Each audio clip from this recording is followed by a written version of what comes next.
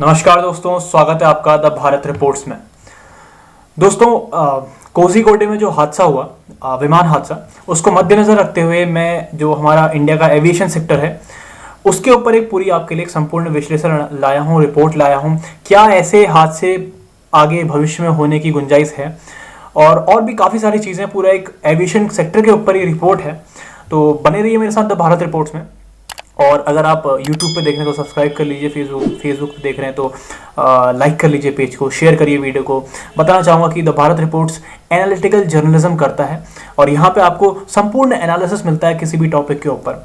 तो आज हम बात करने वाले हैं इंडियन एविएशन सेक्टर की। तो सबसे पहले एक बैकग्राउंड सेट करूँगा मैं आपके लिए कि एक्चुअल में इंडियन एविएशन सेक्टर के जो इंपॉर्टेंट हाईलाइट्स हैं वो क्या हैं। फिर मैं आपको बताऊँगा कि इंडियन एविएशन सेक्टर का फ्यूचर क्या है। ठीक है, तो फ्यूचर हम हमारा विजन क्या, हमारी गवर्नमेंट का विजन क्या है। ठीक है, और उसमें हम उसको कैसे हम उस विजन को रियलाइज करने की कोशिश कर रहे हैं, पूरा करने की कोशिश कर रहे हैं। फिर मेन बात आएगी कि चैलेंजेस क्या हैं, और उसी में हम ये विमान हादसों की बात भी कर लेंगे। ठीक है, फिर चैलेंजेस के बाद सॉल्यूशंस, और वहीं पे वीडियो समाप्त हो जाएगा। तो चलिए दोस्तों शुरू करते हैं। तो एक बैकग्राउंड जो सेट करना है, मैं आपको मेन बातें बता देता हूँ। इंडिया में आज की डेट में 450 एयरपोर्ट्स हैं। एयरपोर्ट या फिर एयरड्रोम वो होते हैं, वो एयरपोर्ट होते हैं जो इंटरनेशनल गाइडलाइंस को फॉलो नहीं कर पाते हैं।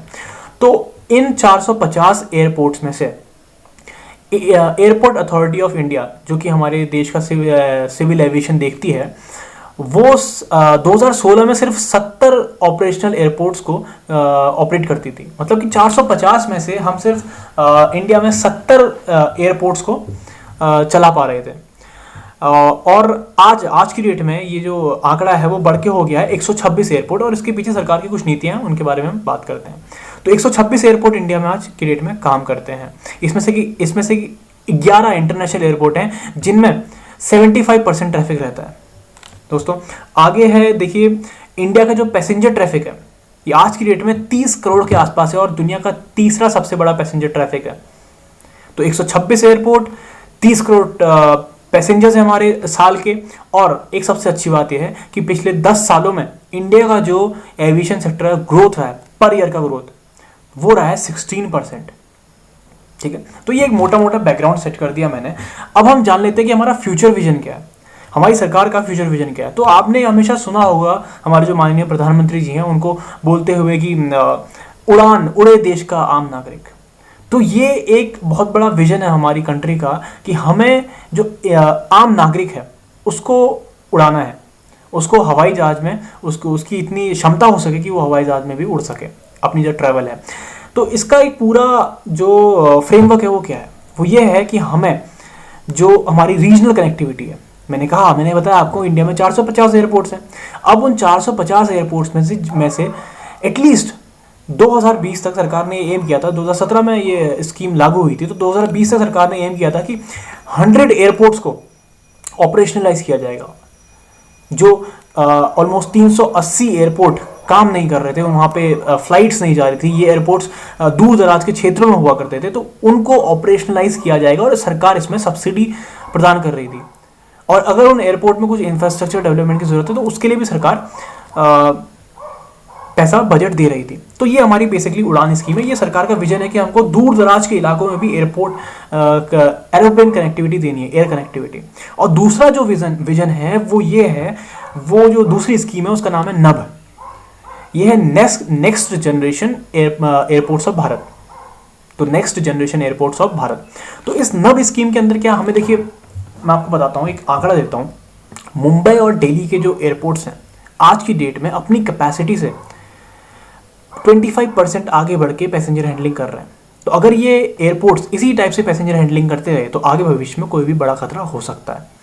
तो नभ स्कीम क्या करती है, इन एयरपोर्ट्स की कैपेसिटी बढ़ाने के लिए कि वहाँ से ज़्यादा नंबर ऑफ फ्लाइट जा सके, वहाँ पे ज़्यादा लोग आ सकें, ट्रैवल कर सकें इन एयरपोर्ट्स के थ्रू। तो नभ स्कीम इन एयरपोर्ट्स की कैपेसिटी 5 टाइम्स बढ़ाने के लिए निकाली गई है। 2018 में निकाली गई थी और इसका काम चल रहा है। तो ये धीरे धीरे आगे बढ़ रही है। मुंबई एयरपोर्ट की कैपेसिटी बढ़ाने का काम हो चुका है, दिल्ली एयरपोर्ट की कैपेसिटी बढ़ाने का काम शुरू हो चुका है। लेकिन अब चैलेंजेस की बात करते हैं। विजन समझ में आ गया। विजन ये है कि हमें हर इंसान तक एयरप्लेन को ले जाना है हर दूर दराज के क्षेत्र तक, इंडिया में रीजनल कनेक्टिविटी बढ़ानी है और एयरपोर्ट्स की कैपेसिटी बढ़ानी है, क्योंकि इंडिया का जो पैसेंजर है वो अब ज़्यादा से ज़्यादा एरोप्लेन के थ्रू ट्रेवल करने वाला है। अब हम चैलेंजेस क्या हैं? चैलेंजेस देखिए, अभी हाल ही में एक विमान हादसा हुआ है, ठीक है, तो सबसे बड़ा चैलेंज तो सेफ्टी का आता है। जब इतने सारे एयरपोर्ट इंडिया में ऑपरेशनलाइज कराए जाएंगे, उड़ान स्कीम के अंदर ही एयरपोर्ट कितने सारे 100 से ज़्यादा एयरपोर्ट्स को ऑपरेशनलाइज किया जाएगा, तो ऑफकोर्स यहाँ पे हमें हमारे सेफ्टी कंसर्न्स भी आएंगे। तो सेफ्टी कंसर्न सबसे पहले आता है। जो बड़े बड़े एयरपोर्ट हैं वहाँ पे फिर भी इतना कुछ सेफ्टी कंसर्न नहीं है, वहाँ पे कुछ चीज़ें जिन्हें इंप्लीमेंट करने की ज़रूरत है, उनके बारे में बात करेंगे। लेकिन जो छोटे एयरपोर्ट्स कनेक्टिविटी होने वाली है, जहाँ पे फ्लाइट जाएंगी, वहाँ पे सेफ्टी के इश्यूज़ हैं, उनके बारे में बात करेंगे। और दूसरा देखिए, अभी कोझीकोडे में जो हादसा हुआ है 2020 में, 2010 में मैंगलुरु एयरपोर्ट में हादसा हुआ था। आपको इन दोनों के बीच में सिमिलैरिटी बताता हूँ आपको। ये जो इनके बीच में सिमिलैरिटी वो ये है कि ये दोनों टेबल टॉप एयर स्ट्राइप्स थी या टेबल टॉप एयरपोर्ट्स थे। इंडिया में 5 टेबल टॉप एयरपोर्ट्स हैं। तो इन टेबल टॉप एयरपोर्ट क्या होते हैं, किसी पठार के ऊपर होते हैं या किसी पहाड़ वाले इलाके में होते हैं, शिमला में है जैसे। एक अभी पैक्योंग एयरपोर्ट पिछले साल ही खुला था सिक्किम में। तो इन एयरपोर्ट्स में स्ट्रिप जो होती है, एयर स्ट्रिप जो होती है, वो काफ़ी छोटी होती है। तो इस वजह से यहाँ पे विमान हादसे होना बहुत आसानी से विमान हादसे हो सकते हैं अगर पायलट अपना ध्यान थोड़ा सा भी हटाता है, कोई भी चूक करता है। तो यहाँ पे जो गलती की गुंजाइश होती है वो बहुत ज़्यादा कम होती है। तो दोस्तों, अब इसके बाद देखिए टेबल टॉप एयरपोर्ट, ये भी एक चैलेंज है हमारे इंडिया के। इसके बाद आता है वो मैंने आपको बता दिया है, जो हमारी एयरपोर्ट की कैपेसिटी है, बहुत ज़्यादा बिजी हो गए हैं। जो इंडिया के बड़े बड़े एयरपोर्ट्स हैं, दिल्ली, मुंबई, इनमें भी कैपेसिटी बढ़ती जा रही है, क्योंकि हमारे इंडिया का देखिए जो मिडिल क्लास आदमी है, अब वो लोअर मिडिल क्लास से अपर मिडिल क्लास की तरफ बढ़ रहा है। तो अपर मिडिल क्लास के लोग जो होते हैं वो एयरप्लेन्स में काफ़ी ट्रैवल करते हैं। तो इंडिया का जो ये एयर ट्रैफिक है, एयर पैसेंजर का ट्रैफिक है, बढ़ते हुए जा रहा है। 25 करोड़ 2015 में था और आज 2020 में ये 30 करोड़ है। तो देखिए आप समझ सकते हैं ये कितना और आगे जाएगा, और उसी हिसाब से हमें अपनी एयरपोर्ट्स की कैपेसिटी को बढ़ाना होगा। अब मैं सोल्यूशंस की बात करता हूँ। सोल्यूशंस देखिए, पहला जो है इंटरनेशनल सिविल एविएशन ऑर्गेनाइजेशन की जो गाइडलाइंस हैं सेफ्टी को लेकर, कि हमारे किस टाइप के एरोप्लेन्स होने चाहिए, किस टाइप की स्ट्राइप्स होनी चाहिए, एयर स्ट्राइप्स होनी चाहिए, उन सब को हमें लागू करना होगा उन एयरपोर्ट्स में भी, जो नए एयरपोर्ट्स हैं। दूसरा देखिए, 2010 में जब विमान हादसा हुआ था, मैंगलुरु विमान हादसा, तब air marshal B N Gokhale की कमेटी की रिकमेंडेशंस थी कि एयरपोर्ट्स में, चाहे वो कोई भी एयरपोर्ट हो, वहाँ पे हम ग्राउंड अरेस्टिंग सिस्टम लगाएं। अब ये ग्राउंड अरेस्टिंग सिस्टम बहुत ही इंटरेस्टिंग चीज़ होती है। ये जो इंडियन एयरफोर्स के फाइटर पायलट अपने उतरते हुए देखे होंगे, वो जब उतरते हैं तो उनको एक जो अरेस्टिंग सिस्टम होता है, एक वायर होती है, लगी होती है एयर स्ट्रिप में, उसमें वो अटकते हैं और वो खुद ही रुक जाते हैं सिर्फ थोड़ी सी दूरी को ट्रैवल करने के बाद। तो ये रिकमेंडेशन ग्राउंड अरेस्टिंग सिस्टम को लगाने की एयरपोर्ट्स में इस कमेटी ने दी, जो कि अभी तक इंडिया में इम्प्लीमेंट नहीं हो पाई है। तो अगर देखिए, अगर छोटी स्ट्रिप भी है, वहाँ पे अगर ग्राउंड अरेस्टिंग सिस्टम लगा हुआ है, तो कोई गुंजाइश नहीं रह जाती कि कभी भी कोई भी प्लेन उस एयर स्ट्रिप से नीचे गिरेगा। अब इसके बाद आता है, बहुत ही अहम मुद्दे हैं ये, बहुत ही अहम चीज़ें हैं जो कि इंटरनेशनल गाइडलाइंस के अकॉर्डिंग होते हैं। ये है पहला आपका RSA और दूसरा है EMAS। ये 2 ऐसी टेक्नोलॉजी हैं जिनकी मदद से एयर स्ट्रिप में लैंडिंग के टाइम होने वाले हादसों को पूर्ण रूप से रोका जा सकता है।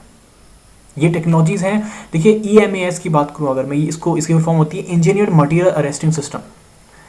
तो एयर स्ट्रिप जहाँ पे खत्म हो रही है, अगर एयरप्लेन अपनी एयर स्ट्रिप में है, जा रहा है, अगर एयर स्ट्रिप खत्म हो जाती है, अगर वो रुका नहीं है, तो आगे पे EMAS नाम से मटेरियल लगा रहता है उस एयर स्ट्रिप के, जिसमें कि एरोप्लेन एंटर करते ही वो रुक जाता है, क्योंकि वो कुछ मटेरियल इस टाइप का होता है।